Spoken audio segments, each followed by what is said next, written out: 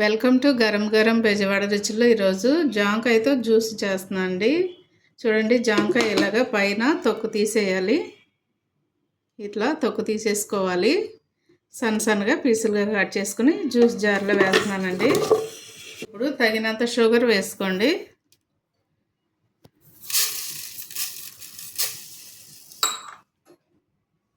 చిటికెడు సాల్ట్ వేస్తున్నానండి. సాల్ట్ లైట్గా వేసుకోండి టేస్ట్ కోసమే.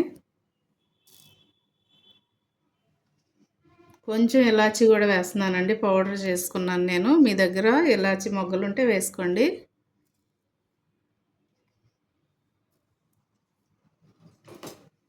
ఇప్పుడు పాలు పోస్తున్నానండి, కాచి చల్లార్చిన పాలు పోస్తున్నాను.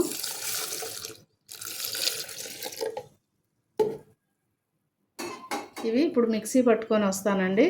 చూద్దాము జ్యూస్ ఎలా ఉందో.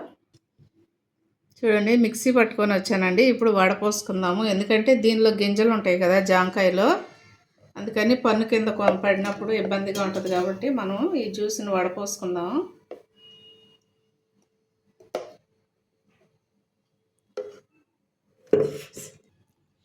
ఇది జాంకాయ జ్యూస్ కదండి, టేస్ట్ బాగుంటుందా లేదా అనుకుంటారేమో. నేను కూడా అలాగే అనుకున్నాను, కానీ టేస్ట్ మాత్రం చాలా బాగుందండి, సూపర్గా ఉంది.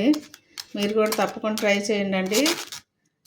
జాంకాయ మంచిది కదండి, షుగర్ ఉన్న వాళ్ళకి వాళ్ళు కూడా తాగొచ్చు. కాకపోతే వాళ్ళకి బెల్లం కానీ లేకపోతే మామూలుగా ఏమి వేయకుండా ఇలా జ్యూస్ లాగా చేసి ఇవ్వండి, బాగుంటుంది షుగర్ వేయకుండా.